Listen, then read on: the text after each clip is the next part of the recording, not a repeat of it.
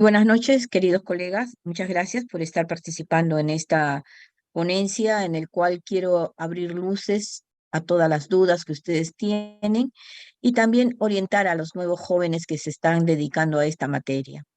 Las buenas prácticas de laboratorio, como tendrán conocimientos, esto es producto de un error que salió en un momento donde estaban haciendo evaluaciones químicas y comenzó a presentarse una nube rosada que afectó a muchas personas, los cuales murieron. Cuando hicieron un estudio de dónde estuvo el problema, ahí es donde detectaron que no había congruencia entre un laboratorio y otro. No había orden, incluso las fórmulas estaban a medias y comenzaron a evaluar para hacerle el rastreo en dónde estuvo el error. De ahí nace el, las buenas prácticas de laboratorio, donde comenzaron a formular a través del FDA y otras instituciones internacionales las características que debería de reunir para que pueda ser trazable un producto, sea un medicamento, sea una sustancia tóxica, incluso cualquier producto cosmético. También podemos considerar la parte de genética, los mutagénicos, todo lo que se basa en un laboratorio y que puede originar una transformación. En estos momentos, el control de calidad microbiológico dentro de estos laboratorios realizan un análisis, sean de físico-químicos, microbiológicos, donde vamos a encargarnos de identificar, en el caso microbiológico, microorganismos viables y la presencia de patógenos o indicadores, ¿no? En una muestra, sea del agua, del suelo, del aire, de los alimentos, ¿no? Y en un ambiente, en el mismo personal o los equipos que van a acompañar para poder generar esta identificación. Para eso se tiene que hacer tanto en las pruebas de recuento de microbianos, que es una técnica por la cual se realiza una estimación de la cantidad de microorganismos aerobios o mohos o levaduras que estén presentes en la muestra de agua, ¿no? Y en formas no estériles, o sea, hacia el natural.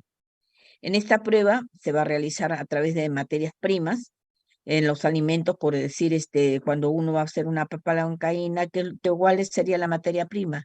Sería la papa, la leche, el huevo, sería también todos los ingredientes que acompañan, ¿no? El ají, entonces, esas materias primas son las que vamos a evaluar, y el producto final.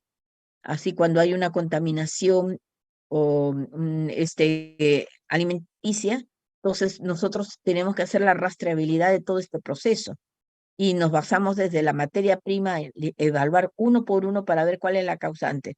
Si, por decir, en la parte microbiológica, ha habido una contaminación de salmonelosis, ¿en dónde estuvo el problema? ¿En el manipulador? ¿En la superficie, o sea, la licuadora donde se trabajó? ¿Hubo el problema acaso en los productos? ¿No eran pasteurizadas la leche? ¿No estaba pasteurizado el queso? ¿Los productos no estuvieron bien, o sea, higiénicos?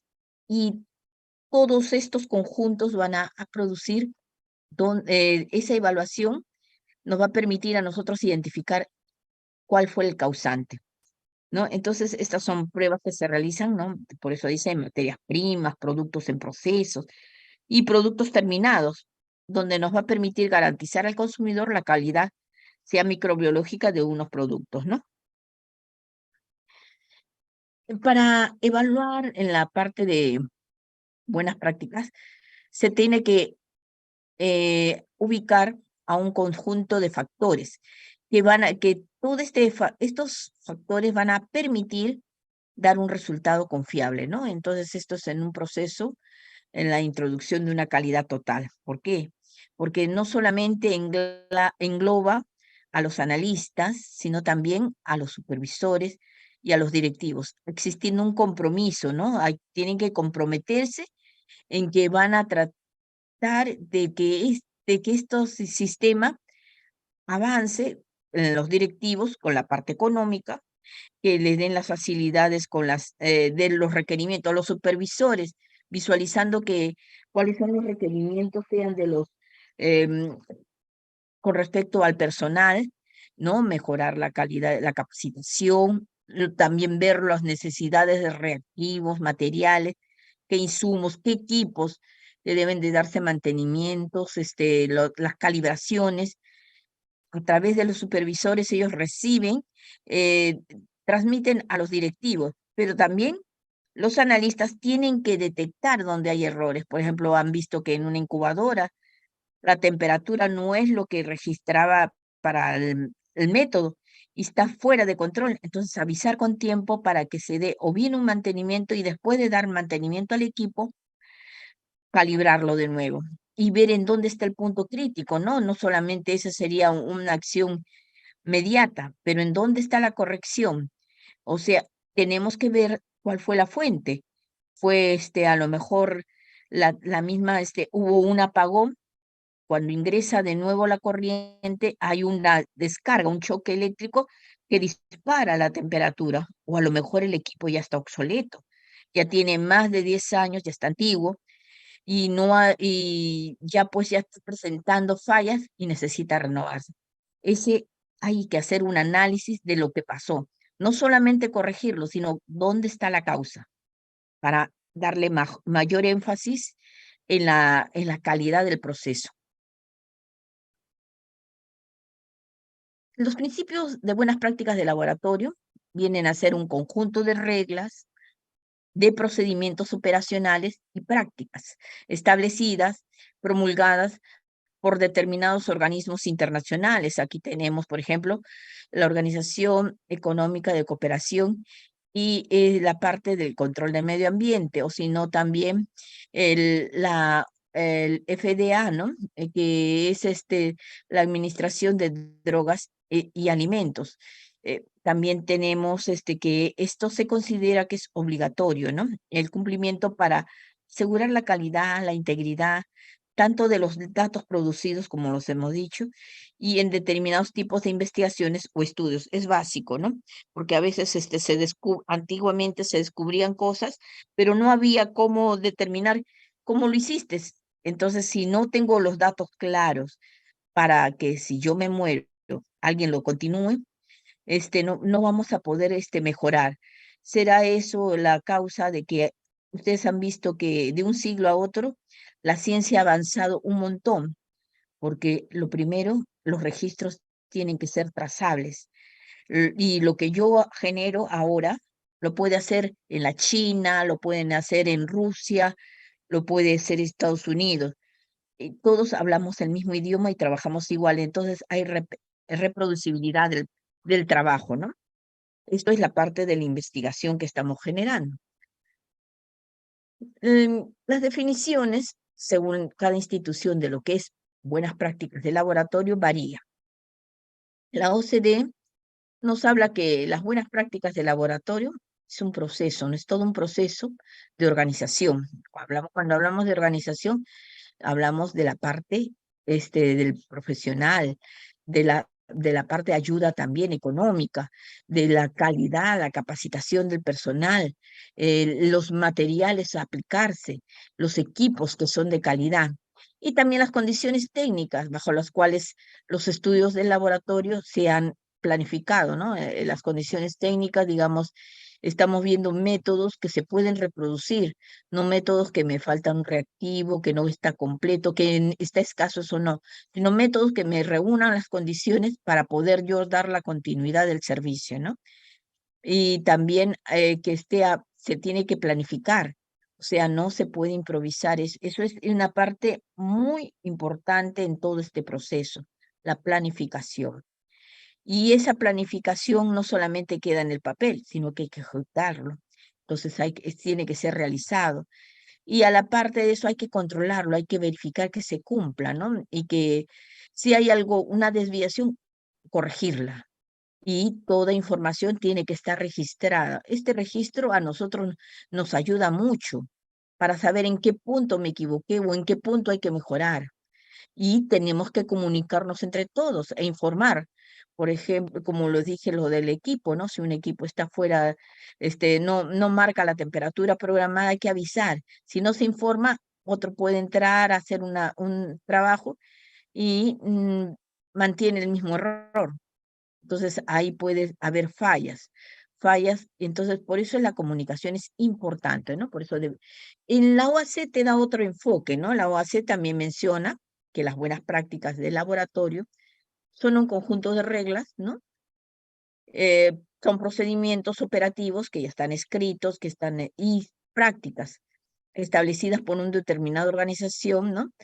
Para asegurar la calidad y la rectitud de los resultados generados por un laboratorio, ¿no? Acá nos está enfocando que tenemos que tener ya instrumentos o, digamos, reglas ya establecidas.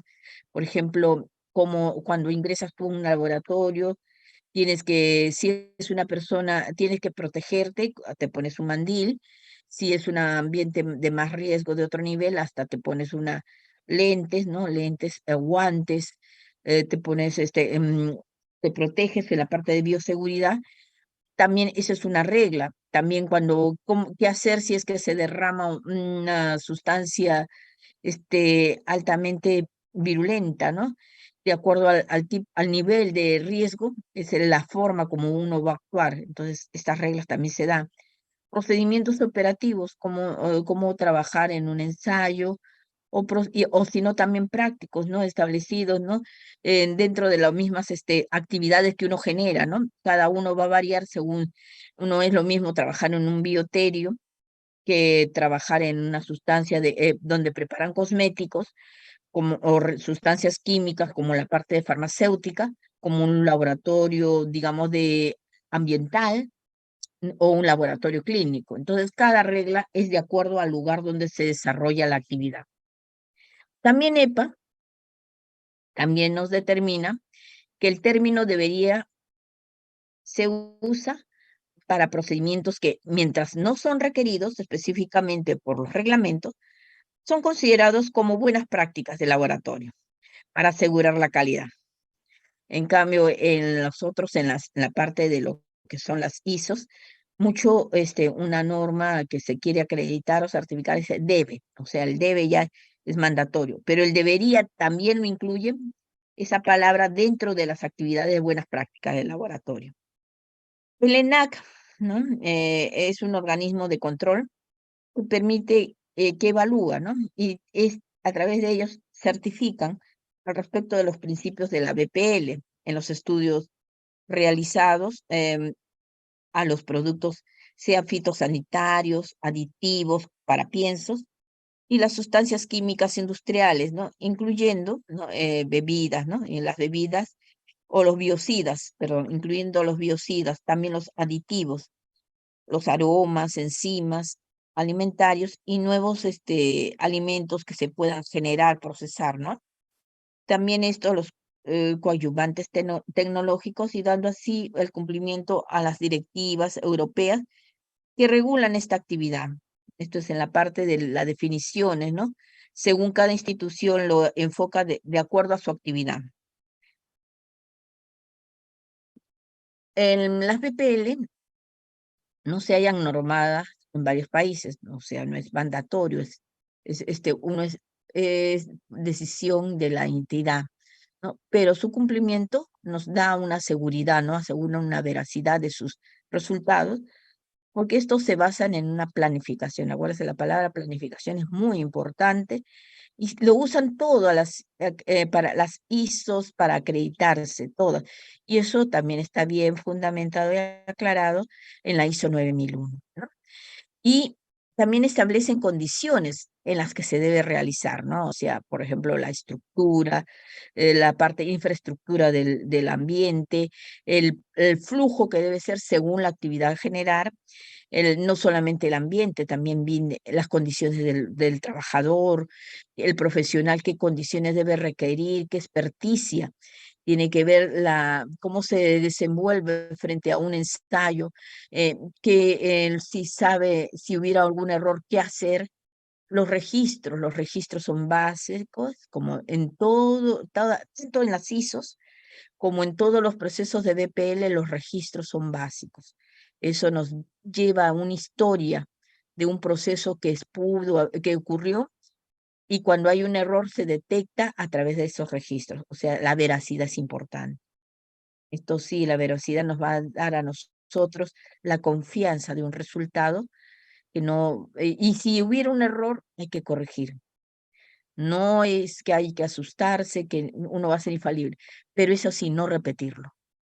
Por eso es que hay que evaluar esos registros, no hay, y siempre ustedes ven que los registros dicen quién es el responsable que registró ese, quién lo supervisó. Entonces, la supervisión también ayuda a que, bueno, si la persona ha hecho en una forma así secuencial y no ha analizado lo que está registrando, el supervisor va a verificar en dónde estuvo el error y lo puede subsanar. En cambio, si tanto el supervisor como el que registra, ninguno toma interés y solamente lo hace mecánicamente, el error va a continuar, va a continuar. Entonces, aquí el registro es básico. En todas partes, ¿ah? En todas partes. Un buen registro nos da la confiabilidad de un producto confiable, ¿no? Entonces, el registro, emisiones de informes y archivamientos, también el archivamiento es importante. A veces en la parte legal hay documentos que se guardan, y cuando se quiere incluso tratar de verificar dónde estuvo el problema o si esa intoxicación se dio en ese producto o no, estos documentos pueden servir para salvar o bien sancionar a cualquier otro productor de fábrica, o a lo mejor cualquier estado de trabajo cuando se han hecho una supervisión a plantas, ¿no? Entonces, estos archivamientos deben de guardarse en ambientes secos, que no estén expuestos al sol, que no permitan que tampoco la parte de los plagas, ¿no? Sean roedores, cucarachas, otros, puedan digerir estos productos y al final solamente encontramos polvo. Entonces tiene que ser en un ambiente bien seguro y guardado. Ahora, se consideran cuatro principios básicos, ¿no? De la BPL, y a partir de ellos se derivan todas las normas que han ido acogiendo, ¿no? Las organizaciones. Las más, acuérdense que para esta calidad tenemos que ver quién gobierna o dirige el laboratorio y cómo se gestiona. Cuando hablamos de dirigir, ahí tenemos al director, al supervisor, y eso hay que ser evaluado, y a la vez los hallazgos tienen que ser retroalimentados para poder mejorar la calidad. No se asusten si hay correcciones. Lo más importante es detectarlo y subsanarlo, y a la vez no repetirlo. De una corrección, un error, hay que capacitar al personal, hay que ver en dónde están las debilidades, y después hay que supervisar para ver que esto no se esté repitiendo y que realmente entendieron. Y si ven que hay algo dudoso, reforzar esa capacitación, de tal forma que todos estén involucrados y corrijan el error, ¿no? Entonces, por eso es la palabra planificar, es importante, ¿no? La planificación a través de un programa, los tiempos que le van a dar desde que inicia digamos, un cambio de proceso, al personal que se comprometa y se capacite y entienda por qué se tiene que modificar. Después la aplicación de ese proceso, un tiempo, cuánto tiempo le damos una semana, le damos un mes, 15 días. Luego de ahí la supervisión, ¿no? Verifico que realmente están cumpliendo. Entonces, si veo que por ahí sigue fallando, ¿en qué punto está fallando? Ah, ya, en eso lo refuerzo de nuevo, vuelvo a capacitar. Pero esto tiene que ser una retroalimentación continua, ¿no? Por eso dice planificar, después construir, luego ejecutar y al final supervisar. Todas estas actividades nos van a ayudar a hacer una buena gestión, ¿no? Hay de los cuatro principios básicos que hablamos para la BPL, El primero es las instalaciones adecuadas. Acuérdense que una infraestructura que si un ambiente tiene el piso de resquebrajado, las mesas no están lisas, el techo no tiene una buena iluminación, las pinturas de las paredes están descascarando, el aire acondicionado no existe, no hay o si hay, no les dan el mantenimiento continuo, no les han ubicado filtros cepas en los laboratorios de hacen análisis microbiológicos, entonces el riesgo es más alto, ¿no? Por eso las instalaciones también donde se distribuye los balones de gas, si son gas de nitroso, a dónde se está ubicando, donde debe ser fuera del área del laboratorio, externamente. Si es el gas propano, que continuamente se esté revisando, que no se olviden también la parte de lo que es bioseguridad, ¿no? Tienen que haber campanas extractoras para los gases tóxicos, tienen que existir mascarillas para los momentos de riesgo y también tener lavaojos, que pueden existir por cualquier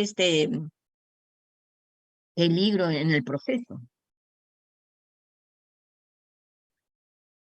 Entonces, acá el laboratorio debe tener los ambientes y espacios adecuados para poder realizar las actividades de análisis. Cuando decimos espacios adecuados, estamos diciendo, por ejemplo, el laboratorio de microbiología. Hay una zona sucia, donde es la zona donde se descontaminan los productos y también se elimina todo residuo, ¿no? Residuos contaminantes o biocontaminantes producto del proceso. Hay otra zona eh, que también es zona semilimpia, donde están todo lo que corresponde a los materiales ya lavados que se van a almacenar y que van a estar dispuestos para la esterilización. También ahí se preparan medios de cultivos y van a servir para, se esteriliza otro ambiente donde está esperando todo el material estéril para el análisis. Y el análisis debe estar controlado a través de placas que se exponen en el momento del proceso para ver que no haya contaminación del aire. Vemos nosotros que tenemos que controlar también los diluyentes. Se le agrega, si estoy haciendo en un recuento, le agrego a la placa y lo mezclo con el agar que estoy utilizando con la muestra para demostrar que el diluyente está limpio y a la vez también la pipeta. Entonces, eso no va a afectar el resultado. También estoy corriendo yo con una muestra, bueno, y a la vez un control positivo, un control negativo. Estoy asegurando que mi resultado es confiable y los ambientes también, porque yo también anteriormente debo de haber hecho un control de del ambiente donde estoy desarrollando el ensayo y también evaluar las superficies de tal forma que demostrar que ni siquiera el contacto en la superficie puede afectar el resultado. O sea, todas las condiciones que yo estoy trabajando me debe de dar que yo estoy trabajando en un ambiente tal que solamente el producto final es en base a la muestra y que no ha sido afectado por nada. Por eso por eso que los espacios deben de ser adecuados, ¿no? Para poder realizar las actividades del análisis, garantizándose a los cumplimientos de las normas de seguridad relacionados al trabajo que se realiza.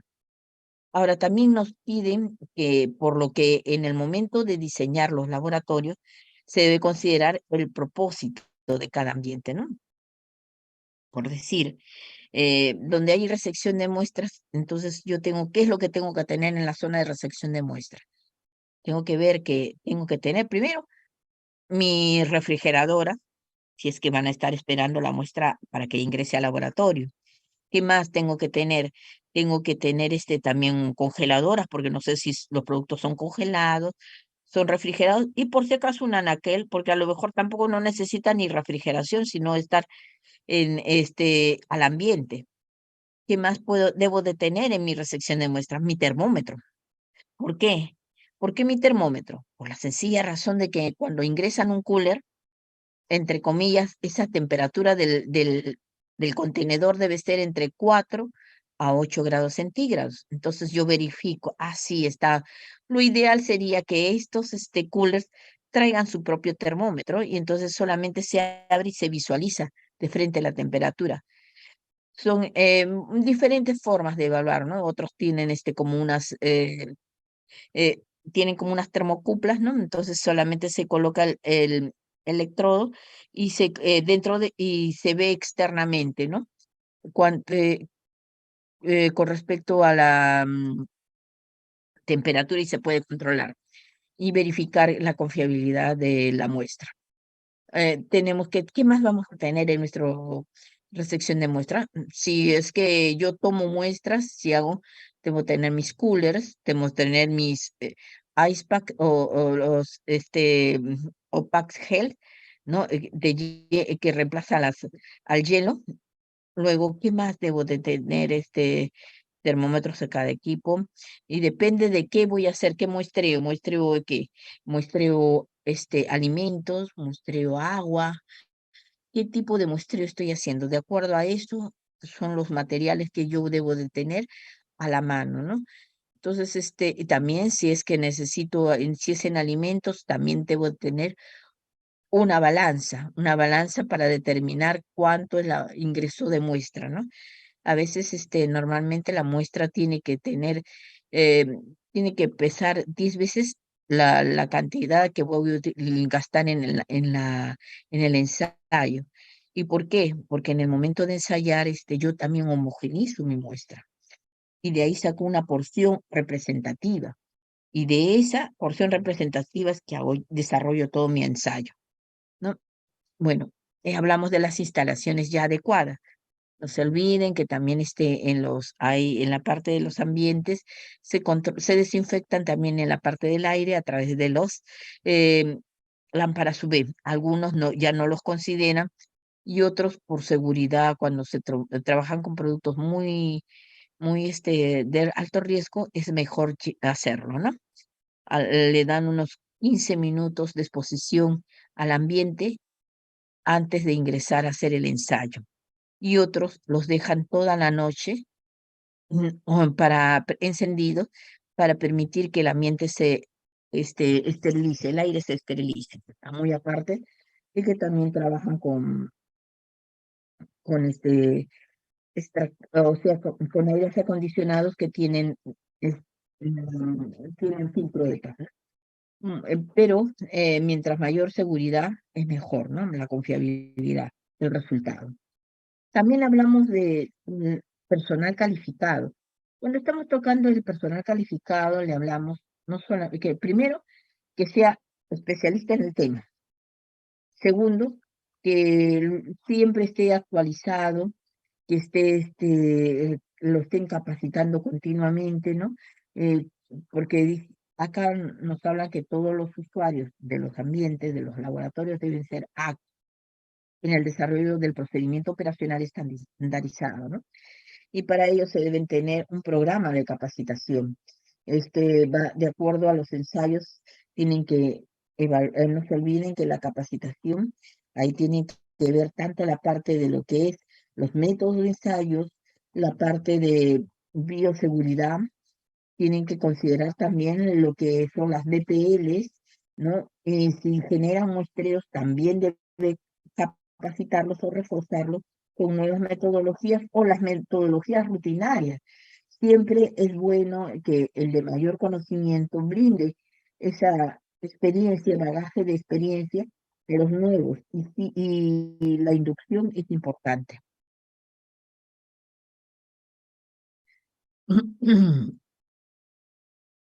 Ya, el equipo, ¿no? Equipos que se trabajan deben ser los adecuados, ¿no? De acuerdo a la actividad. Y hay equipos que, por decir, tenemos que evaluar la temperatura, la presión. Entonces hay que tratar, hay que calibrarlos, ¿no? No solamente la presión, también el peso, ¿no? Las balanzas, tienen sus pesas y esas también hay. Y el termigrómetro también. Entonces, de este principio dependen los resultados. claro, porque estamos ambientalmente lo estamos considerando, incluso la esterilización, ¿no? El esterilizador de calor seco, en algunos lo utilizan y a una temperatura de 170 grados por una hora, pero siempre y cuando estén expuestas en papel crepado o papel crack. Pero si tienen están dentro de un tubo de metal, entonces ya no es una hora, sino 2 horas, porque el principio de penetración de calor que esterilice lo que, entre comillas, puede existir, ¿no? Algún microorganismo contaminante que pueda darme un falso resultado. Entonces, el nivel de penetración en un metal es más lento que con el que corresponde a lo que es en papel crack o que es más directo en contacto con el vidrio. Entonces, esto puede variar. También tienen que estar los procedimientos estandarizados, estándares de operaciones, ¿no? El SOP. Estos procedimientos deben ser claros, de tal forma que cualquiera que venga lo pueda entender y deben de ser capacitados constantemente para que si hay siglas, secuencias mm, nuevas que están introduciendo, puedan todos hablar el mismo idioma. La estructura de las buenas prácticas de laboratorio se compone de 4 partes. La parte uno, que ya hablamos, la gestión de infraestructura. La parte 2, materiales, equipos, instrumentos y otros servicios. La parte 3 son los procedimientos de trabajo. La parte 4, la seguridad. Eh, ¿Cómo vamos a Todos estos trabajos están basados en el enfoque de proceso, ¿no? O sea, los procesos están basados en las necesidades del cliente y estos van a pasar por varias etapas, ¿no? Y estos procesos contan con los departamentos para que al final el producto final sea lo que pide el cliente y eso le da una satisfacción. Para verificar que el plan se cumple a lo largo de todo un estudio o proceso, se precisa un sistema, ¿no? Planificado de actividades cuyo diseño, finalidad es asegurar que el plan de garantía se cumpla. Mm. La estructura, de acuerdo a las buenas prácticas de laboratorio, se establecen las especificaciones que deben cumplir los laboratorios de control en cuanto a la organización y gestión. Cuando hablamos de organización y gestión, ya estamos hablando de la alta dirección, la forma como el flujo de jerarquías no existe, ¿no? Desde el director, el responsable del área, el supervisor, ahí hablamos de los analistas, hablamos de los técnicos de laboratorios y auxiliares.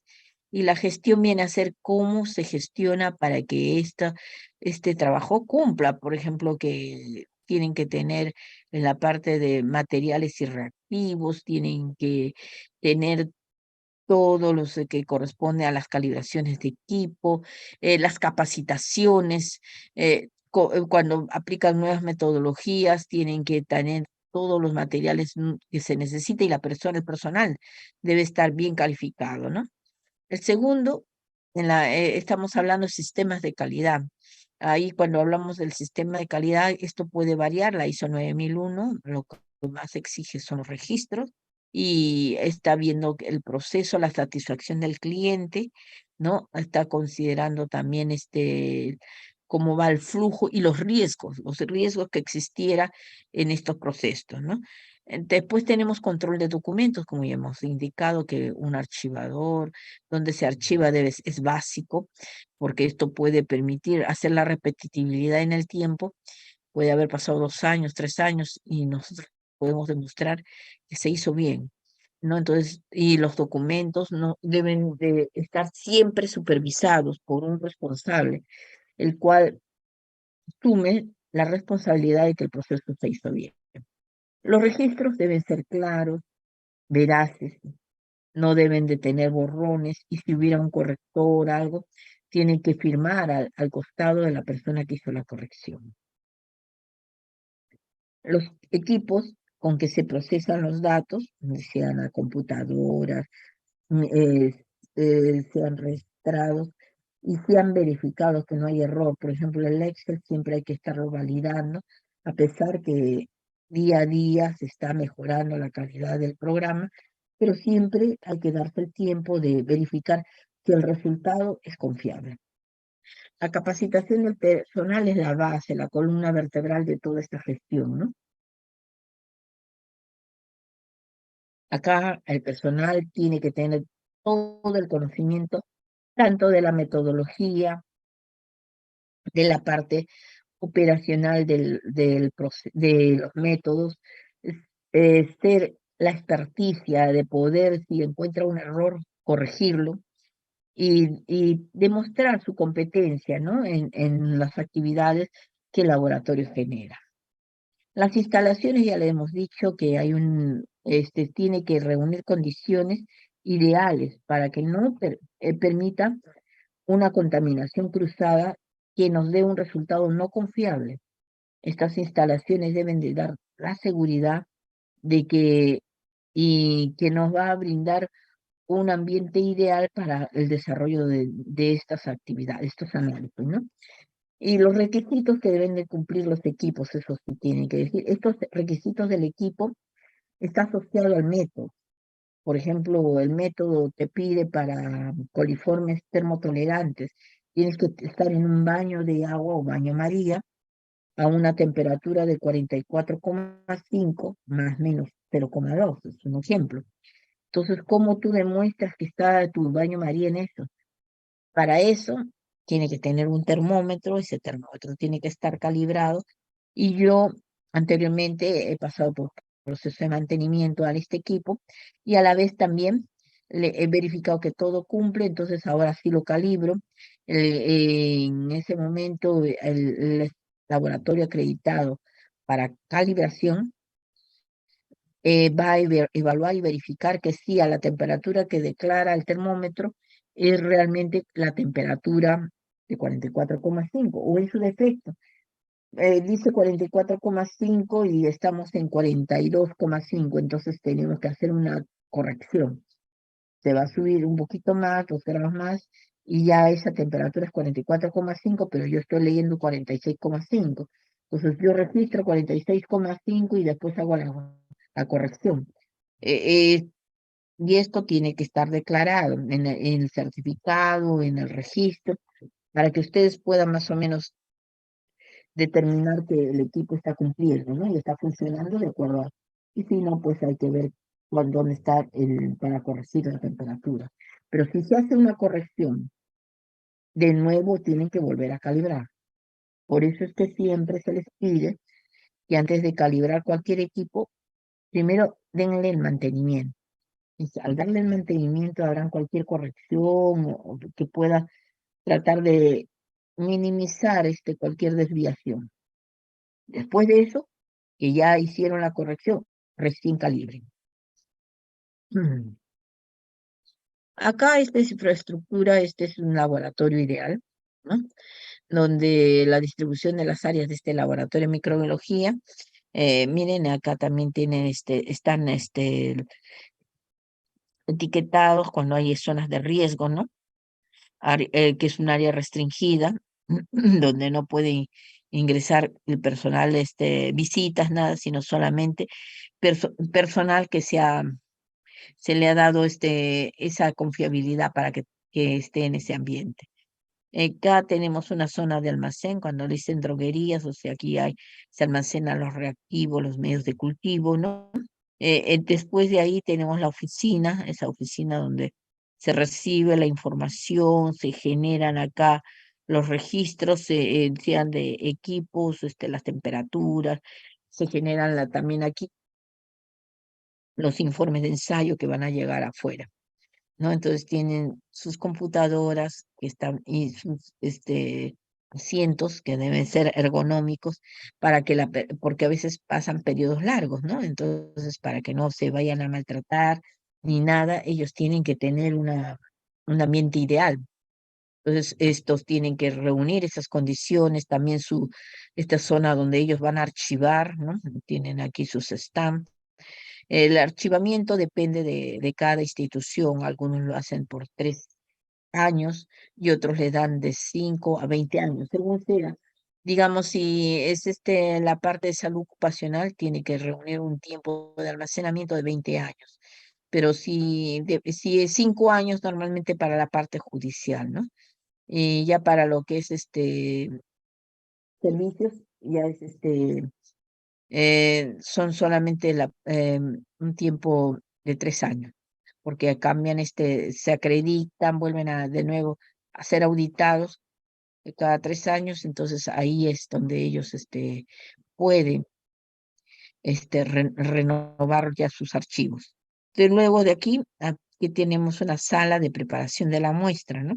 En esta sala, depende, si es la parte química, preparan la muestra, la separan, si es para la parte digamos, y lo porciona en lo que pueden ver, por ejemplo, la parte de lo que es cenizas, van a separar una pesada para que puedan ellos llevarlo a la mufla, lo ponen a 500 grados, lo sacan en polvo, lo ponen a enfriar en una cámara, y después de ahí van a la balanza y pesan, y por diferencia de peso sacan ellos las cantidades, ¿no? Cenizas totales, eso es en la parte química, ¿no? En la parte microbiológica, es un ambiente también estéril, ¿no? De este ambiente estéril tenemos, si esa es la parte donde hago, digamos, lo que corresponde al análisis de agua, no voy a necesitar balanzas, entonces aquí lo único que necesito es mi mechero, mi aire acondicionado con filtro EPA, tengo que tener mis pipetas o mi material estéril, y en este ambiente que está controlado, la esterilidad, yo voy a hacer mi proceso. Para eso voy a tener si es colimetría, mis tubos atemperados, ¿no? Y o sea, cuando digo atemperados es que no deben de estar fríos, sino que estén a la temperatura ambiente, de tal forma que cuando ingresa la muestra a este tubo, no sufra un shock y entonces estreso más a la bacteria, ¿no? Sino que de inmediato que tú terminas de agregarle a la muestra, no lo vas a poner a incubar, ¿no? Tienes que darle un tiempo para que se vaya adecuando la bacteria, y después de unos 5 o 10 minutos o un poquito más que termine todo tu proceso, lo llevas recién a incubar. Entonces ese cambio de temperatura brusco no lo va a afectar. Le has dado un proceso, un tiempo de adaptación. Acuérdate que la muestra viene entre 4 y 8 grados. La temperatura ambiente que esté entre 25 grados es brusco el cambio. Entonces tú ya le estás adaptando a esa temperatura de 25, ya cuando ya la bacteria está adecuada en una hora, así, recién la llevas a incubar y todavía la estás llevando a 35,5. Entonces, mira la diferencia de temperatura, y el microorganismo no lo puede de frente pasar a una temperatura demasiado alta que no te va a dar un valor real. Entonces, siempre tenemos que adecuar al microorganismo para que pueda desarrollarse y visualizar, porque queremos dar un valor exacto, ¿no? Entonces, estas condiciones también tenemos que tener. ¿Dónde voy a eliminarlas? Por ejemplo, si utilizo una pipeta para una dilución, tiene que haber acá dónde lo voy a eliminar. Entonces, todas esas condiciones, mi sala de siembra, ¿no? Cada uno tiene una condición diferente, ¿no? En la parte de lo que es químico, las preparaciones son diferentes, pero aún así deben de dar confiabilidad. Aquí, después de hacer mis análisis, sea de bacterias heterótrofas o colimetrías, según sea si es aguas o si no alimentos, según sea el caso, voy a pasar a incubarlo, ¿no? Por eso aquí en la sala, los incubo, ¿no? Acá incubo en estas incubadoras que van a permitir que el microorganismo en condiciones ideales de acuerdo al método aplicado pueda desarrollarse. En la sala de preparación de materiales antes, ¿no? Aquí es donde van a estar el esterilizador que les mencioné para las placas. Aquí es donde hay una mesa donde yo estoy preparando, sea mis tubos, sea estoy preparando incluso la parte de lo que es las pipetas que voy a necesitar en el momento del análisis, ¿no? Y acá es la zona sucia, donde acá tenemos la esterilización o descontaminación de los materiales ya usados finales con, con muestras y que ya han crecido y todo. Luego acá hay una zona de lavado, ¿no? Se lavan los materiales. Tengo una sala, un ambiente donde estoy secando, ¿no? Seco los materiales y ya después de ahí ya pasan acá para ser esterilizados, ¿no? Entonces, más o menos a grosso modo, se quiere dar a entender que la distribución tiene que ser en un ambiente desde la zona más sucia a la zona más limpia, ¿no? En la zona más limpia. Entonces, y no debe evitarse el cruce, ¿no? El cruce para no contaminar, ¿ya? Eh, Luego vamos a ver la segunda parte, ¿no? Ya que hemos dicho que tenemos varias componentes. En la parte 2 estamos hablando ya de los materiales, los equipos, instrumentos y otros servicios que vamos a usar. Entonces, para llevar a cabo los análisis, de igual manera, la calibración, la verificación y la calificación de los equipos y dispositivos involucrados para el análisis. Hay que ver el archivo de especificaciones, ¿no? O sea, todo está asociado al método. Si es una ISO, si es el estándar método de agua, si es el BAN FDA, si es el AFA. Entonces, cada norma, cada método tiene requisitos y de acuerdo a lo que tú estás declarando, tienes que cumplir. Por decir, la ICMCF incuba una bacteria para recuentos a 30 grados centígrados, más o menos 1 grado. El estándar método de agua para aguas, bacterias heterótrofas, lo incuba a 35,5, más o menos 0,5. Vamos nosotros al FDA y el FDA te incuba también a 35 grados centígrados para alimentos y bebidas.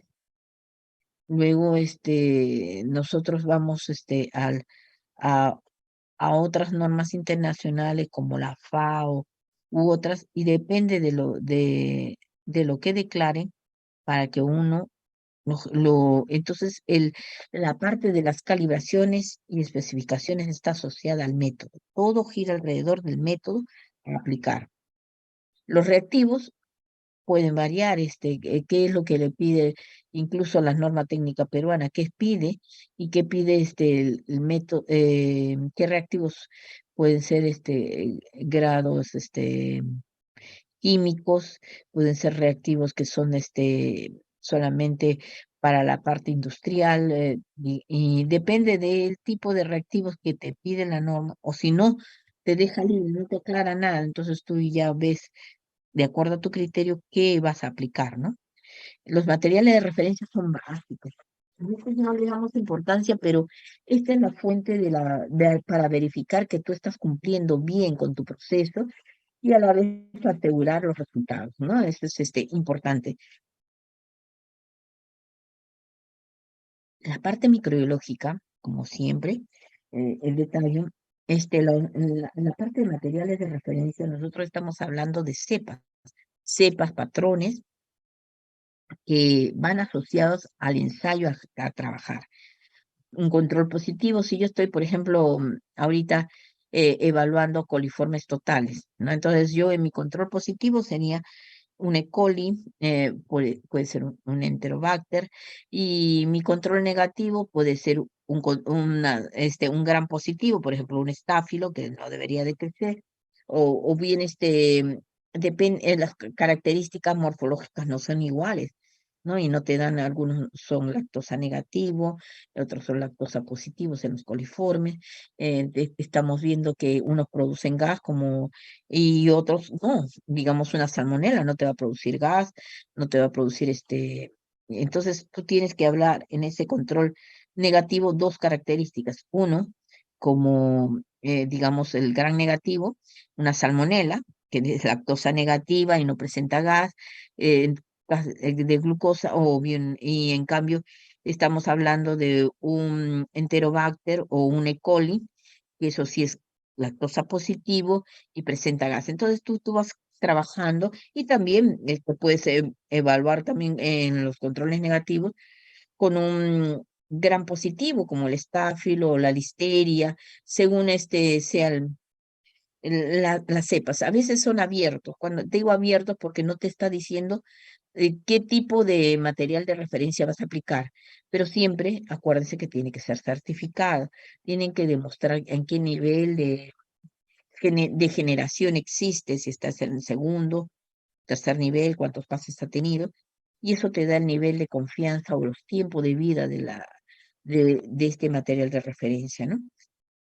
También el material de referencia en la parte química, ellos también, si es que están evaluando, por decir, metales pesados o metales, fierro, cloro, zinc, ¿no? Según, tienen también materiales por cada metal.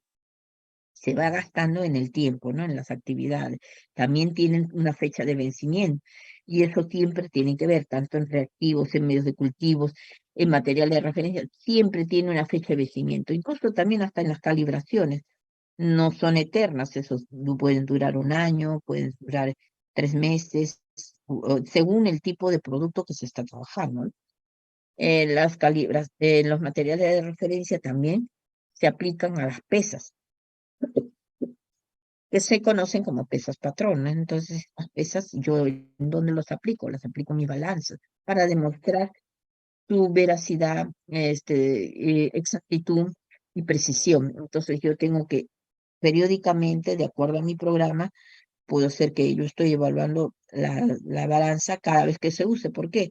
Porque como estoy utilizando más muestras de muy pocas veces utilizo la balanza solamente para pesar mis reactivos o muestras, los medios de cultivo. Entonces, cada vez que se use, o en su defecto, a lo mejor yo necesito porque en alimento, entonces yo voy a decir, la primera hora del día calibro, y de ahí todo el día sigo trabajando y ya no lo necesito. Pero todo esto tiene que estar registrado, tiene que decirse en un documento, en un procedimiento, en un instructivo o en una guía que ustedes generen, pero que tiene que decir cómo lo haces. Entonces, esos datos también son archivos de especificaciones, ¿no? Eso es lo que tú tienes que detallar. Después tenemos la calibración, la validación, la verificación de equipos, instrumentos y otros dispositivos. Eso debe de haber un procedimiento donde dice cómo, y un programa con qué frecuencia voy a calibrar. Por ejemplo, equipos que a cada rato se descomponen, tendré que calibrarlo pues 2 veces al año, o según el uso, ¿no? A veces el equipo son descartables y duran máximo 2 años, entonces de acuerdo al uso, usted tiene que ver cuántas horas voy a utilizar este equipo, y de acuerdo a esto le pongo un tiempo, ¿no? Pero en la calibración debe decir, la validación también aplica tanto a los materiales, equipos, ¿no? También aplica la validación a métodos nuevos que se estén aplicando. Y la verificación de equipos, ¿no? Ver que estén funcionando, por eso es que yo diariamente estoy registrando y verifico que están en óptimas condiciones, ¿no? Sean equipos, instrumentos, material de vidrios, eh, pipetas, ¿no? Probetas, uretas, eso yo los estoy calibrando para que me den un valor real, ¿no? Y otros dispositivos que se aplican. También ahí hablamos también del microscopio, de los lentes, para configurar y poder medir el tamaño, el diámetro de las bacterias o parásitos que se esté estudiando. En la parte 3 nosotros estamos declarando los requisitos que deben de cumplir en los procedimientos de trabajo, ¿no? Entonces, y aquí cuando hablamos de trabajo estamos viendo el proceso que genera el personal y cómo lo hace desde que ingresa la muestra hasta que emite un certificado del análisis de la misma muestra que ingresó. Entonces tenemos la primero, que es el ingreso de las muestras de análisis, ¿no? Ingreso de muestras, estamos hablando condiciones, la forma del transporte, la muestra es suficiente o insuficiente, la muestra llegó íntegra, estaba rota, estaba refrigerada, no estaba refrigerada, esta muestra cumple con los requisitos del análisis, a lo mejor insuficiencia de muestras no me va a ayudar a cubrir todos los ensayos que me han programado. Entonces, el ingreso de la muestra es importante, el saber dónde se originó, dónde tomaron la muestra, condiciones, si lo hicieron bien. Hay a veces el muestreo lo hace la misma institución, o sea, el mismo laboratorio, u otras veces son terceros que generan ese análisis. Entonces uno tiene que, si es que es la parte de lo que es químico, no necesita esterilidad de los envases, pero si es la parte microbiológica, es vital que se traigan, o por lo menos que el laboratorio le acceda el frasco o el envase con que tiene que traer la muestra, porque el resultado no va a ser confiable si no lo trae en un frasco estéril. Si lo trae en un frasco abierto, donde la contaminación es más alta, el resultado no es confiable, ¿no? Entonces, esa parte también tienen que tener. Después, la hoja de trabajo analítico, esa hoja tiene que ser representativa, porque esa hoja tiene que tener la fecha que ingresa al laboratorio, fecha y hora que ingresa al laboratorio, fecha y hora que se hace el análisis, porque hay tiempos que te dan, por decir, entre el análisis de aerobios mesófilos, aerobios o aerobios, bacterias heterótrofas, y la colimetría no debe de exceder de 15 minutos. Y si tú a lo mejor en ese tiempo tú superaste, puede ser un resultado un poco crítico, porque las bacterias también tienen su tiempo y condiciones, y digamos en un recuento es importante que se mantenga ese tiempo. ¿Por qué? Porque si yo coloco mi inóculo, mientras que demoro entre colocar el inóculo y agregarle el medio, ha pasado más de 10 minutos o más de 20 minutos, ese inóculo es 1 mililitro y el ambiente está cálido, entonces puede desecarlo o puede que se vean después manchas y es porque no le han, en el tiempo preciso no han trabajado. Entonces eso es importante, ¿no? La hoja de trabajo debe reflejar lo que tú has hecho. Digamos, en la hoja de trabajo no solamente es lo que, una parte donde yo estoy haciendo mis lecturas, qué tiempo, a las 24 horas, a las 48 horas, si es cuantificado en la primera placa cuánto leí, en la segunda placa el promedio cuánto salió, pero acuérdate en qué dilución lo has leído. ¿Lo has leído en la muestra original o lo has leído, digamos, en la tercera dilución? Si es en la tercera dilución, el resultado tiene que estar multiplicado por la dilución que estoy trabajando. Y eso tienes que convertirlo, porque hay algunos, como por ejemplo en la ISO, tú tienes que dar una respuesta, un resultado con un solo dígito y un decimal, cosa que es diferente, digamos, en el estándar método que te pide 2 dígitos y un decimal. Entonces, ¿cómo lo vas a expresar? Eso también tienes que tener. Luego, ¿cómo yo demuestro si es que me vienen a auditar que trabajar bien? Ahí tiene que estar registrado. Utilicé mi control positivo, utilicé mi control negativo, evalué la calidad del diluyente, evalué la calidad del medio, de la pipeta, del ambiente. Todos esos datos tienen que figurar. Luego, dentro del mismo hoja de trabajo analítico, acuérdense, estamos hablando solamente de la hoja, yo tengo que estar indicando también el medio, el lote, cuando lo preparé, hay un código y ese código te va a rastrear en la hoja de registro de la preparación de medios, iba a decir a qué temperatura esterilicé, el tiempo, si ha sido reciente, digamos, en esta semana, o a lo mejor está almacenada ahora 2 semanas, un mes, según esos datos, tú vas a luego de qué marca es el medio, es MER, es DICO, BBL, luego el lote tiene que indicar y a la vez también la fecha de vencimiento del medio. Y lo ideal es que le hayan hecho una evaluación ecométrica para ver la productividad, la repetitividad. Todo esto es trazable a través de solamente el código que tú le has puesto del medio en la hoja de trabajo. Entonces comienzan ellos a hacer el seguimiento. La hoja de trabajo tiene que estar bien detallado, si es cubos múltiples, ahí tiene que indicar con qué método estás trabajando.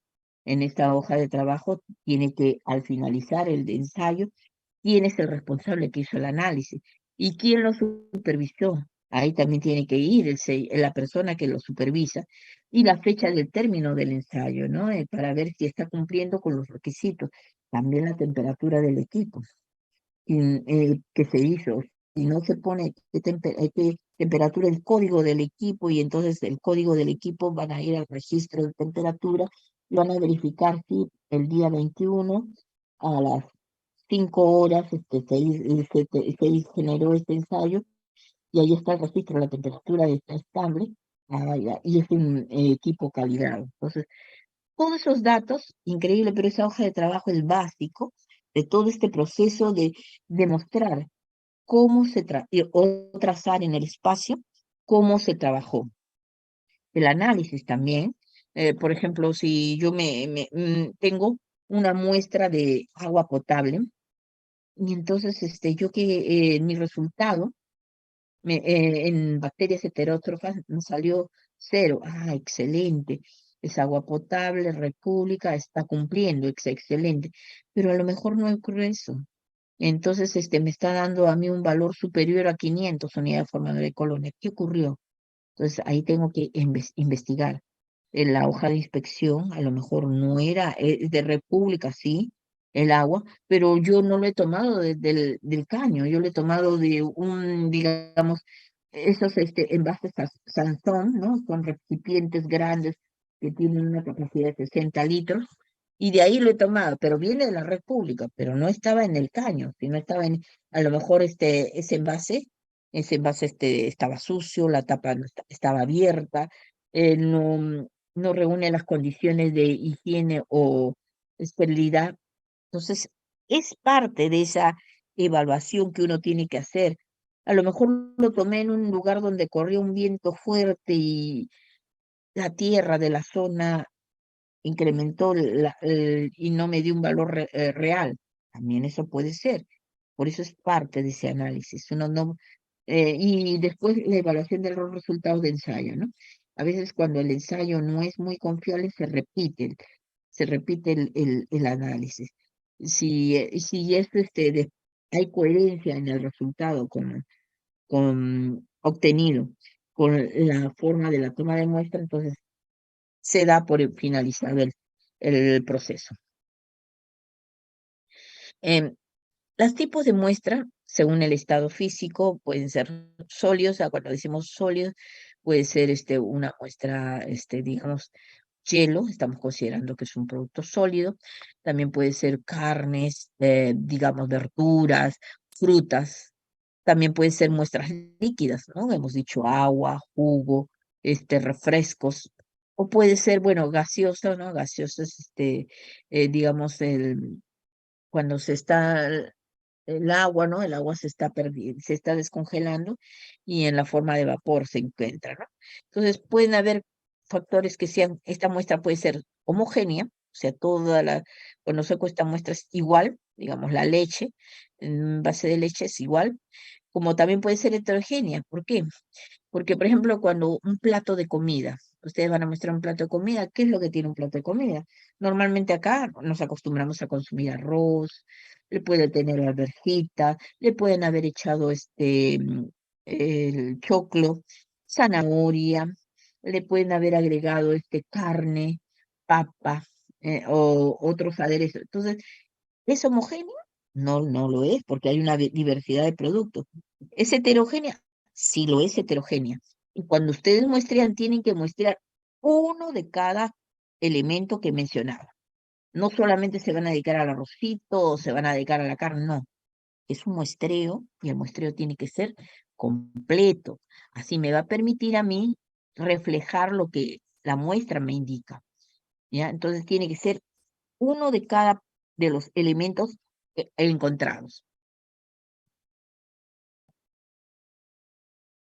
En la parte 4. La parte 4, seguridad, ¿no? O sea, nosotros tenemos que tener reglas generales, ¿no? Que se establecen en la parte de bioseguridad.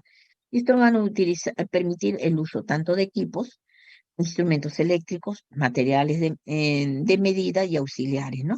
Y al manejo de las sustancias químicas. O sea, ustedes siempre si van a utilizar sustancias corrosivas, tienen que tener lentes protegidos, guantes si es el caso, mascarillas para no absorber olores que son tóxicos y que pueden hacer daño, ¿no? Entonces, y siempre tener una ducha para que si ocurre una explosión, pues en sustancias químicas puedas de inmediato ir a lavarte la cara o bañarte, según sea el caso, ¿no? Y no se olviden, nunca deben de estar solos. En un laboratorio, mínimo 2 personas para que la o segunda persona auxilie al que ha afectado. Nunca estén solos, eso es una regla de oro. Ya, o sea que ustedes deben de tener normas también que les oriente, qué hacer si trabaja con sustancias químicas que sean corrosivas, que sean inflamables, que puedan ser tóxicas, ¿no? Entonces, ¿cómo reaccionar? Y esas capacitaciones tienen que tener continuamente, ¿no?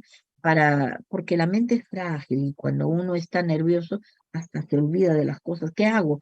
Y tú lo sabías muy bien, pasaste tu examen y en el momento que te ocurrió el evento ya no sabes ni qué hacer, ni atar ni desatar. O sea, mucha serenidad, con tranquilidad para poder dar una respuesta segura, oportuna. Y no solamente tú te pones nervioso, también el afectado también se pone nervioso. Entonces, con tranquilidad. ¿Ya? Mm. Para hacer un muestreo se genera un plan de trabajo, ¿no? Este plan de muestreo tiene que estar ya documentado, donde debe haber un procedimiento general. Dentro de este procedimiento es el objeto, ¿no? Y el campo de aplicación y los principios del método, ¿no? Entonces, todo esto nos va a dar el plan de muestreo. El objeto, por decir, yo voy a muestrear agua. Entonces, ¿cuál es mi objetivo? Ver que esta agua sea inocua, ver la calidad del proceso y el campo de aplicación en aguas de consumo humano, ¿no? En todo lo que son, digamos, república, pozos, camiones cisternas, pilones, según tu trabajo. ¿Y cuáles son los principios del método? ¿En qué método voy a aplicar? Entonces, ahí el personal tiene que estar capacitado. Por eso hablan de una formación. Y esa capacitación, ¿cómo lo demuestro? A través de un certificado, ¿no? Este certificado me va a decir que lo ha capacitado, digamos, 12 horas y lo he calificado. Entonces, la calificación, por decir, es de 0 a 20 y esta persona sacó 18. Ah, mira, y quién me da seguridad. Entonces, este personal es confiable. ¿Por qué me da seguridad? Porque tiene, por decir, 3 años de experiencia en esa área, me da seguridad de que va a responder. Y esto tiene que estar en un registro. Entonces, cuando yo vengo a auditar, a ver, pregunto y tengo yo toda la información. Ah, es una persona competente. Incluso, esta persona que va a hacer esta actividad tiene que haber sido evaluado y certificado. Dice, esta persona es competente para hacer los ensayos de bacterias heterotróficas, o esta persona es competente para hacer los ensayos de muestras de agua de consumo humano, piscinas, playas. Entonces, ya es competente. ¿Qué más yo tengo que ver en mi plan de muestra mis equipos? ¿Qué equipo voy a utilizar?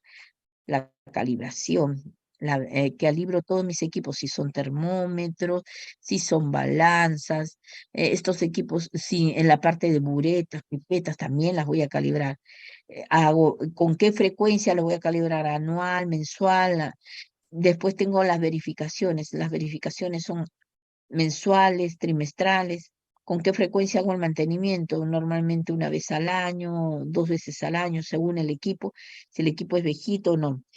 Y esto tiene que haber registros y también las instrucciones de cómo hacer la verificación de los equipos, ¿no? Instrucciones. También, ¿qué más en mi plan de muestreo debo de considerar? Las instrucciones y los registros. O sea, cómo voy a obtener una muestra, ¿no? ¿Qué número de muestra, qué plan de muestreo voy a utilizar? La magnitud, cómo lo localizo y las medidas in situ, ¿no? O sea, todo esto es para cómo obtengo yo mi muestra. Y eso en base a un instructivo. Luego, ¿qué más voy a ver en mi plan de muestreo? El manejo de la muestra. O sea, yo cómo debo de tomar la muestra, si son simples, si son si son heterogéneas, cómo voy a la preparación de las muestras, si son compuestas, si es un envasado, tipo de transporte, cómo las elimino, tengo que rotularlas para identificarlas, si es un producto, digamos, sólido que se puede llevar a transportar al medio ambiente, o es un producto refrigerado, entonces un cooler que tenga una temperatura entre 4 a 8 grados, o si es un producto congelado, tengo que tratar de tener una cámara isotérmica, y si no, pues el transporte tiene que ser lo más rápido posible, ¿no? Y para esto tiene que haber unas instrucciones y registrarlo, ¿no? Todo esto son evidencias que yo tengo que reunir para poder demostrarlo.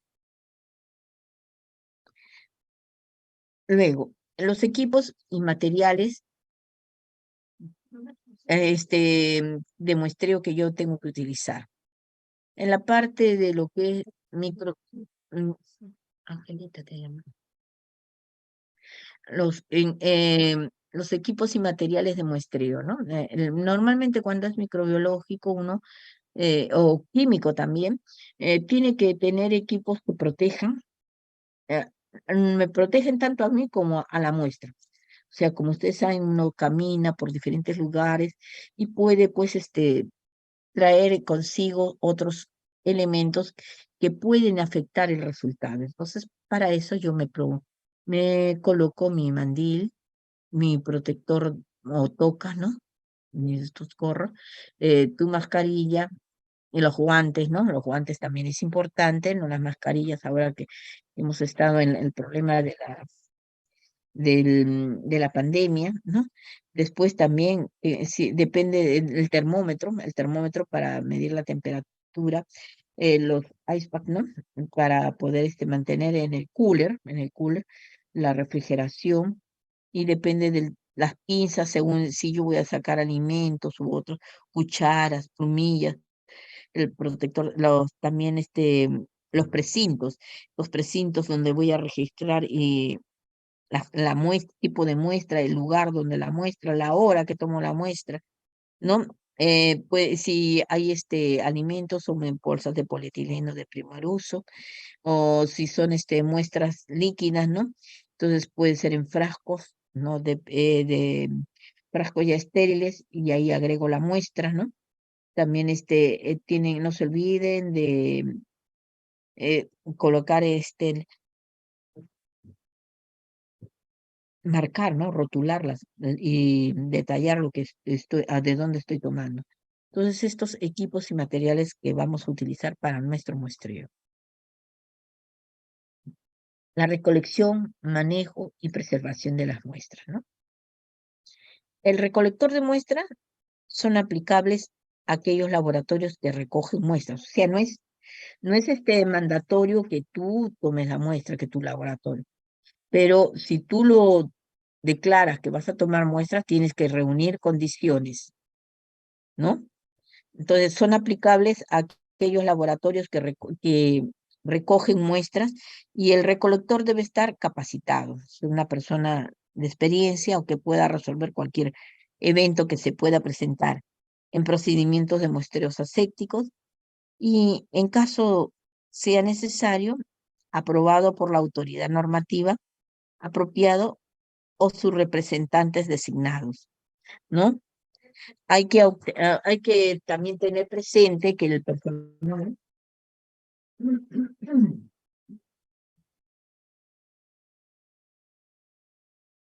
que el personal capacitado debe tener también la mm, tener que del agua analizar una cantidad suficiente que me permita a mí hacer los ensayos. Eso es importante.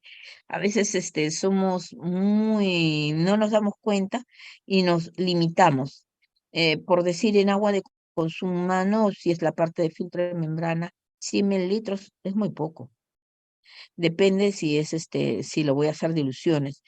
Y menos si trabajo con tubos múltiples. Normalmente en agua de consumo humano un volumen de 500 mililitros representativo y me permite hacer más ensayos, ¿no? En la toma de muestras, aquí acuérdense que también la parte del análisis, el que toma la muestra debe ser un personal capacitado, sea en muestreos asépticos y en caso sea necesario, aprobado por la autoridad normativa, ¿no? O sea, ahora también hay una ISO que permite que el personal también sea evaluado.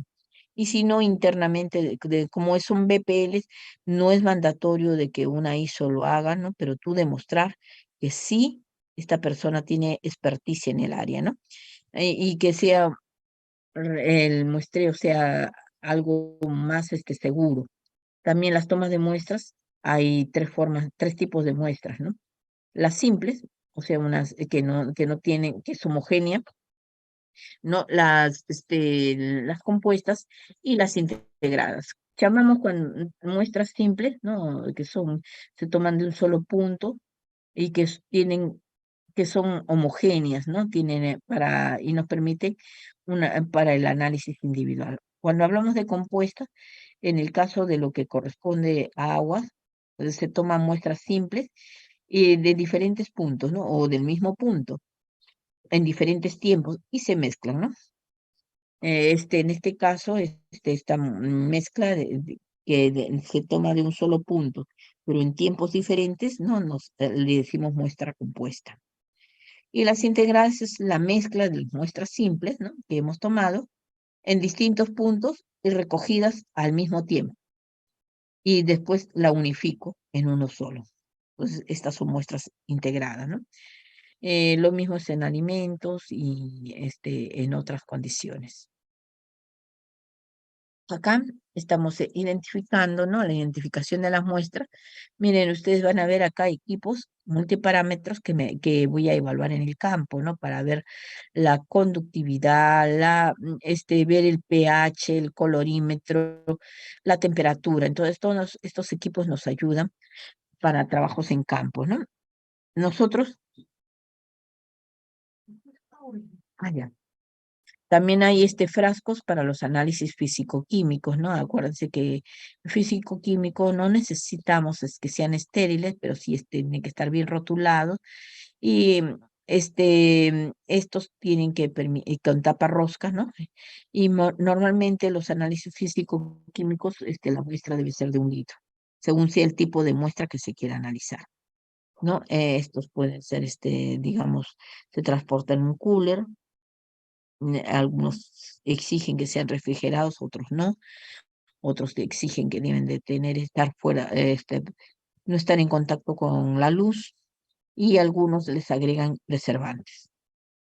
En lo que es la parte microbiológica, el frasco tiene que estar estéril y no se olvide la cadena de custodia donde detalla todo el proceso, ¿no? Ahí se ve la hora del muestreo, el punto de muestreo, el lugar, la fuente, si es república, eh, pozo, si camión cisterna,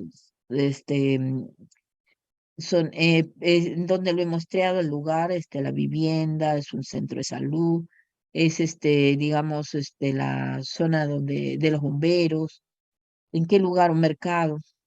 Ya también ahora estamos utilizando el GPS, ¿no? El GPS donde vamos a ver los grados, ¿no? De ubicación del punto de muestreo, ¿no? Tanto de la parte norte como este, donde se están, cada uno tiene una graduación.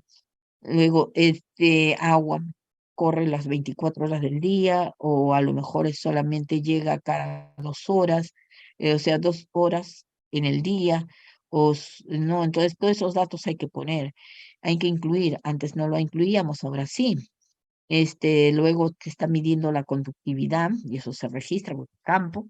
Te está midiendo la temperatura, antes no lo hacíamos, ahora estamos midiendo el pH, estamos evaluando el cloro, nivel del cloro, la turbidez, ¿no? Y según el tipo de agua. Y esto nos va a ayudar a nosotros a dar una respuesta.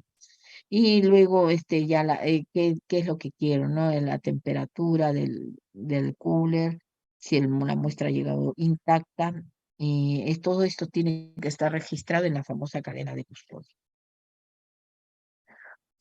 La recolección y manejo y preservación de la muestra.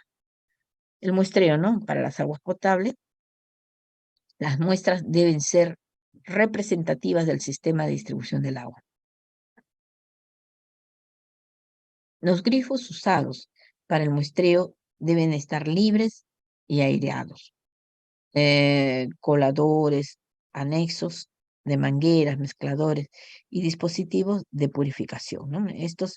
Estos grifos, o sea, cuando estos grifos que vamos a muestrear no deben de estar, deben de ser solamente el grifo, evitando que tengan mangueras, mezcladores y todo, porque esto puede estar sucio y me da un falso resultado. Yo estoy en sí evaluando la calidad del agua, y a veces, por eso es que cuando son, incluso al grifo, yo le paso con una gasa de algodón, limpio tanto la boca externa como la parte interna. Y si es que hay algo, lo flameo para ver qué. Y cuando ya terminé de hacer todo este proceso con el alcohol, limpiarlo bien, porque puede haber residuos de grasa, residuos de arena, u otras que me puedan a mí dar un resultado no confiable, lo externo e internamente lo flameo.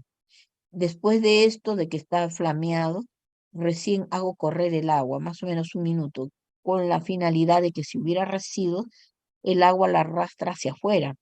Entonces, jala todo, y realmente al final voy a tener el valor real de la calidad del agua, no de los componentes que estuvieron, o del reservorio que estuvo el agua, sino el agua en sí, la fuente del agua. Y por eso es que también se pide que no se haga un muestreo, tiene que estar libre, ¿no? Libre, y que no tengan mangueras, nada, que me dé un resultado no confiable, ¿no? Lo ideal es usar grifos de agua fría, porque el agua caliente no me da un valor real, ¿no? La línea de servicios debe despejarse antes de realizar el muestreo, como les expliqué, ¿no? Al dejar correr el agua durante unos 2 minutos hasta que cambie la temperatura. Se debe recoger por lo menos 100 mililitros, ¿no? 100 mililitros de agua de la muestra, dejando al menos un espacio del aire, más o menos unos 2 a 3 cuartos, ¿no? Centímetros, 2 centímetros, para facilitar que cuando ingrese al laboratorio y se haga el ensayo, se pueda mezclar y no se desborde, ¿no? El agua. El volumen de muestra debe ser suficiente para realizar todas las pruebas requeridas. Inmediatamente después de la recolección, se deben llenar un formulario de datos de la muestra, ¿no? Es la famosa cadena de custodia. Acá tenemos varias formas de toma de muestras, ¿no? Miren ustedes, acá esta es una parte superficial que se hace para la parte química. Acá se están llevando las muestras ya con frascos estériles para la toma de muestras en este cooler, ¿no? Acá podemos tomarlo de una zona donde tiene, por ejemplo, un pilón. Entonces, cuando haces eso, tú tienes que limpiar bien la parte externa, la parte interna, lo flameas, y luego dejas correr el agua. Entonces, como esto está caliente, el agua va de por sí a enfriarlo. Y si hubiera aquí algas o cualquier residuo de material extraño, lo va arrastrando hacia afuera. Por eso el tiempo también es importante. Todo eso ya después de haber eliminado, recién procedes tomar la muestra. Antes no, porque no va a ser un resultado confiable, ¿no? Acá el transporte, ¿no? Esto también si es un pozo, también como toma la muestra. No, entonces aquí en el equipo de filtración, como van filtrando la muestra, ¿no? El transporte debe ser refrigerado, no se olviden, en cuestión de agua, tiene que estar entre 4 a 8 grados, no debe estar congelado y en oscuridad. El tiempo máximo desde la toma de muestra al ingreso al laboratorio no debe superar las 24 horas. Eso si es tubos múltiples, si es número, recuento de bacterias, es cuantificable que no pase de 6 horas.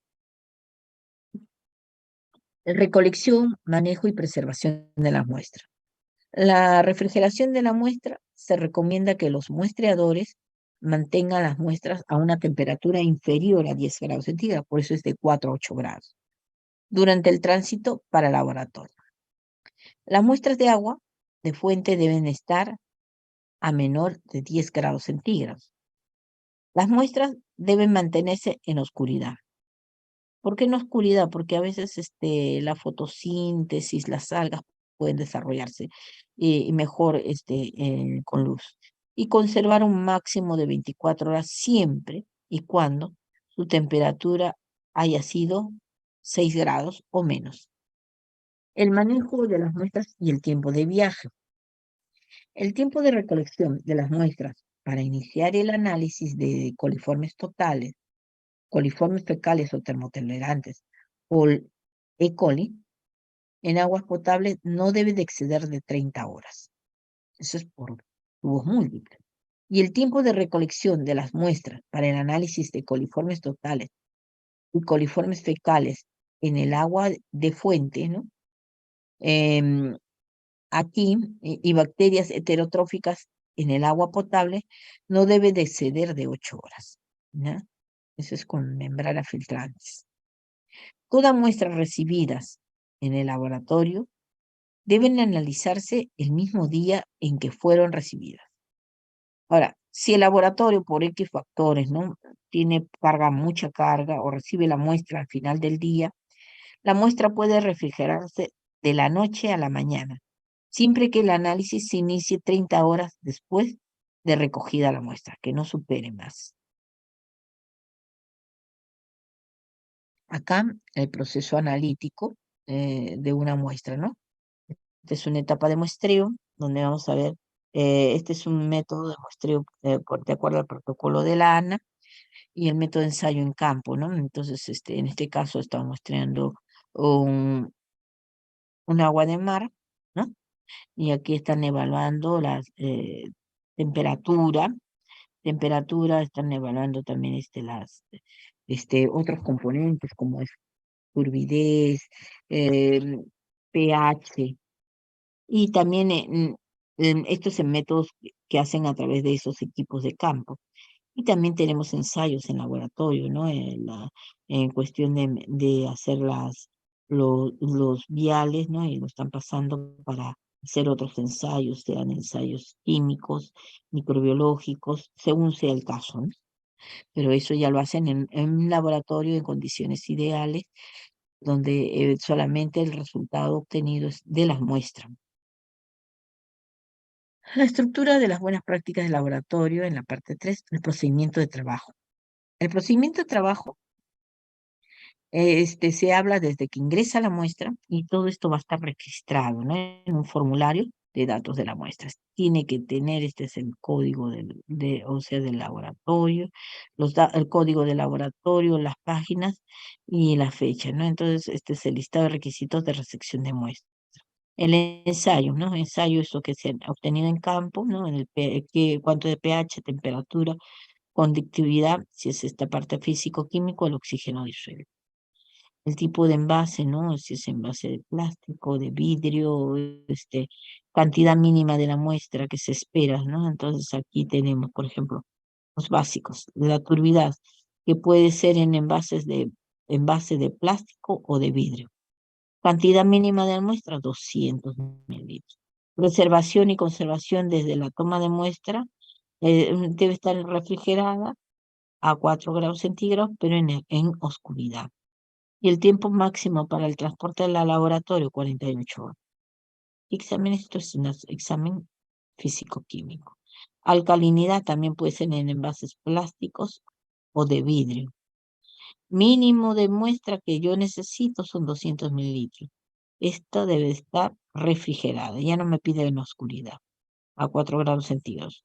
El tiempo máximo para transporte al laboratorio, 14 días. O sea, como es alcalinidad, no hay problema, pero en cambio si esto para microbiológico es un riesgo, porque las bacterias también se me mueven, acuérdense que el agua potable tiene pocos nutrientes, entonces esto, el microorganismo, si es que hubiera, también se va a estresar y morir. Entonces, cuando quiera yo evaluarlo después de 14 días, no lo voy a encontrar. Ya, tenemos también el color, ¿no? El color es importante, lo podemos traer en envases de plástico o vidrio, ¿no? Y también una cantidad de 500 mililitros, ¿no? Refrigerarlo también a 4 grados centígrados. Y el tiempo que se estima para ingresar al laboratorio, tiempo máximo de 48 horas. Los sólidos sedimentables también en los envases igual, plástico o vidrio. El volumen que se espera en los sólidos es 1000 mililitros, porque lo llevan a la mufla, se seca y como en agua potable la probabilidad es mínima, tienen que tener a mayor volumen para obtener algo de representatividad, ¿no? La preservación es también refrigerado a 4 grados centígrados y el tiempo máximo para ingresar al laboratorio es de más o menos 48 horas. Después sólidos disueltos fijos, suspendidos, volátiles, lo mismo, 1 litro, ¿no? También, y su tiempo máximo de o de transporte para ingresar al laboratorio es 7 días. Los cloruros, estos son de 200 mililitros, más menos volumen, y estos tienen que estar refrigerados y su tiempo máximo para transportar al laboratorio es de 28 días. Luego los sulfatos, igual, plástico, vidrio, su cantidad mínima de muestra es 100 mililitros y la preservación, conservación, desde la toma de muestra hasta que ingresa al laboratorio debe ser refrigerada. 4 grados centígrados y su tiempo son de 28 días. Entonces, más o menos ustedes ven que para la parte de la toma, las muestras, puede variar según el ensayo general, ¿no? Eso no es algo estándar, no es único, sino que puede variar según lo que yo quiera analizar. Y estas son las hojas de trabajo, este es el laboratorio, ¿no? En este laboratorio, acá son hojas para parásitos y estas son para microbiológicos, ¿no? Acá tenemos el identificación, le damos un código de lo que es el informe de ensayo, identificamos la muestra, el código de laboratorio, ¿no? El código de la parte el cloro que existe.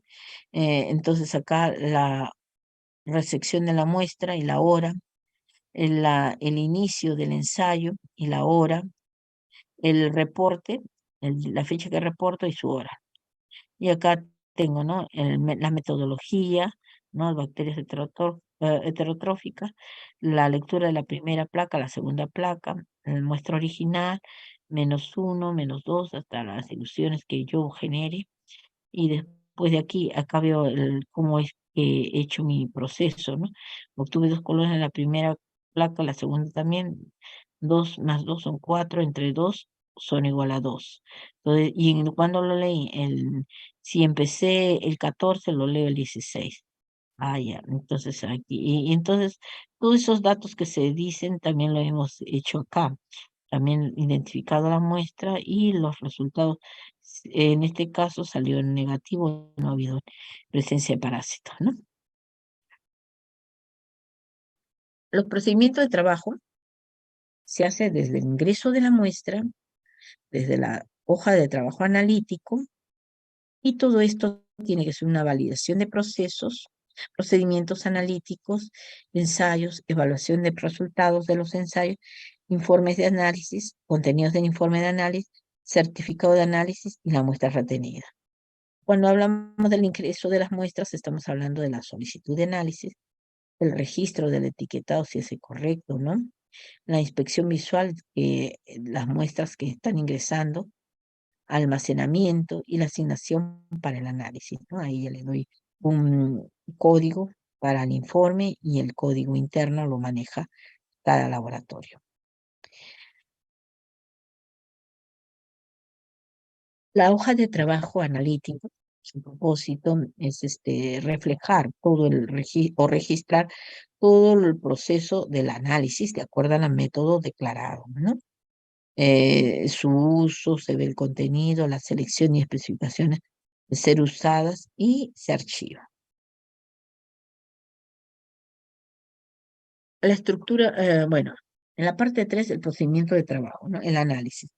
Cuando ya terminamos toda esta información, vamos a generar nuestros resultados y los vamos a comparar con los límites de aceptabilidad de acuerdo a la norma de trabajo.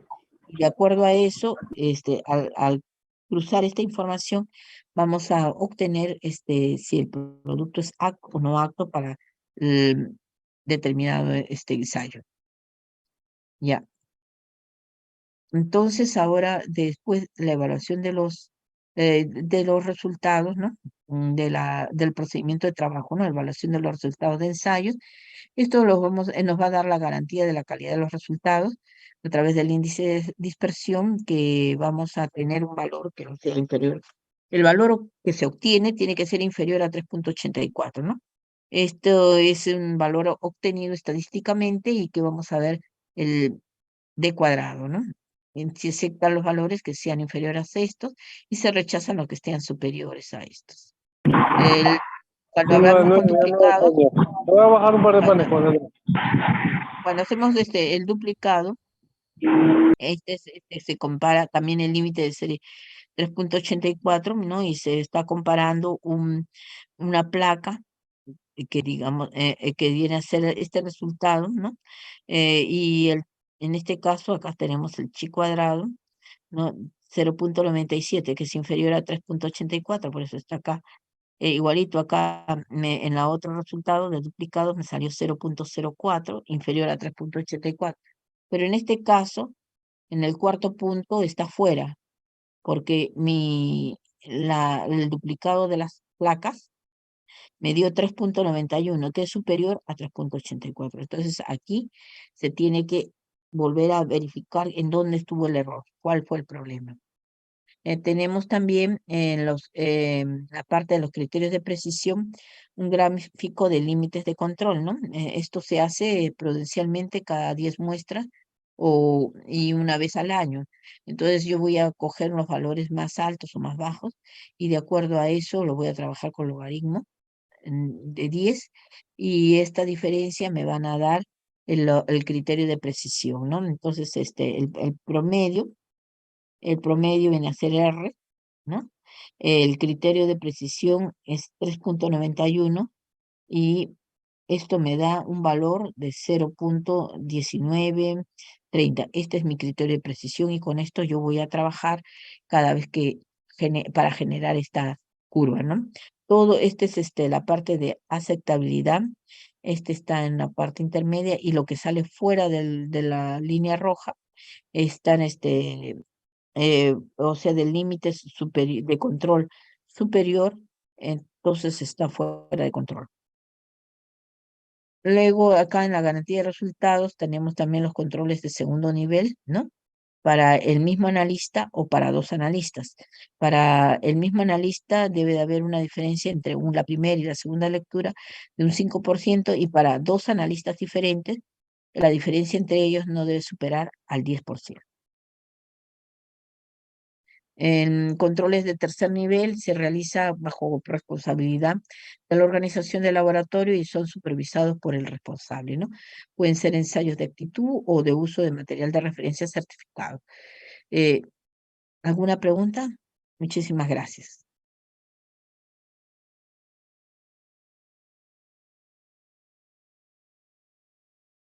Ya, en el procedimiento de trabajo, a ver, vamos a leerlos, por favor. Dice. A ver, en el procedimiento de trabajo, si se obviara uno de los pasos por X motivo, se invalidarían los resultados. Depende de la gravedad. Depende de la gravedad. ¿Por qué? Porque si tú estás obviando, digamos, el registrar los, los medios de cultivo, al terminar tu proceso puedes de nuevo verificar qué medios has trabajado. Pero si tú, por ejemplo, estás, no has hecho la exposición de placas, no has hecho el control del medio, o ahí hay un error más grave, porque no sabes si a lo mejor si tu resultado que está fuera de los límites de aceptabilidad ha sido causado porque el ambiente no cumplía con las condiciones o en su defecto puede haber sido de que no, al no registrarlo no puedes dar una fe de que ese resultado es confiable. Depende, como te digo, eso no es según lo que vamos lo que tú estás obviando. Ya, ya, a ver, ya. Bueno, ya. ¿Alguna otra pregunta?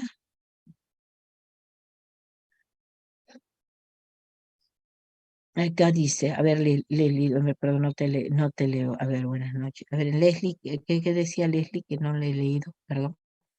A ver, Dante, a ver, bueno, buenas noches, buenas noches, buenas noches. Gracias. En el procedimiento de trabajo, o sea, si se obviara uno de los pasos por X motivos, se invalidarían los resultados. Depende, como les explico, ¿no? Por ejemplo, si el equipo no está calibrado, si la persona no es la persona certificada, ¿no? Que le han dado, o que uno de los materiales no está evaluado y no me da la confianza del resultado, también puede. Ahora, invalidar el resultado, podría invalidarlo. Entonces, a veces se trata de tener todas las condiciones ideales para poder dar la confiabilidad en un resultado. Si este resultado es para un control interno, se puede pedir una repetición, pero si es un control externo, entonces ahí hay que ver, también aclarar si no, si es un cliente que por factores de errores en laboratorio se necesita repetir la muestra, el análisis, el ensayo. Y siempre tengan, por eso es el control de la calidad en los resultados de las PPLs, es llevar un registro adecuado y que el proceso te dé la transparencia y la confiabilidad para que no sea observado por nadie y que pueda servir, si es posible, para dar soluciones o si es la parte legal para poder determinar en dónde estuvo el problema. Ya, espero que les haya sido oportuno la respuesta. Yo agradezco la participación de ustedes, el entusiasmo, y esto no solamente lo dejen en escuchar, sino pónganlo en práctica. Al comienzo es un poco difícil, no lo niego, pero no es imposible. Entonces agradezco su apoyo, su presencia. No se olviden que el Día del Biólogo ya está cerca. Apoyemos, unifiquemos siempre nuestro trabajo. Acuérdense que los biólogos somos una parte importante en este proceso de mejora y tenemos que tener presencia y nuestro trabajo tiene que ser de calidad, la excelencia, esa es nuestra meta, la excelencia. No se asusten si se equivocan, no se asusten. La cuestión es no repetirlo, es lo importante, no repetirlo. Y traten de detectar en dónde estuvo el error para mejorarlo y otra vez no repetirlo. Ya, yo agradezco bastante la invitación que me ha hecho el doctor Arthur Tintaya, ¿no? Para poder estar con ustedes y aplicar un poco de mi experiencia, que espero que les sea de utilidad. Estamos en contacto a través del doctor Tintaya para poder absolver cualquier duda que tengan en el proceso, en su camino, ¿no? Ah, ¿alguna otra pregunta, algo para poder completar? De nada, de nada. Muchas gracias, doctora, por su brillante ponencia. Más bien, Quique, por favor, pon para que todos los invitamos a que puedan abrir sus cámaras para poder, en todo caso, tomar la foto del grupo, por favor. Trata aquí de que todos salgan en una sola pantalla, si es posible, para que todos los participantes puedan activar su cámara. Ok. Y a ver si puedo también mi cámara activarla. A ver, ¿dónde estoy yo? Ya, a ver, bueno, ya no sé si nos vemos. Ay, ya, gracias. Bueno, a todos los participantes se les va a hacer llegar el video a su correo, para que Muchas ustedes gracias. puedan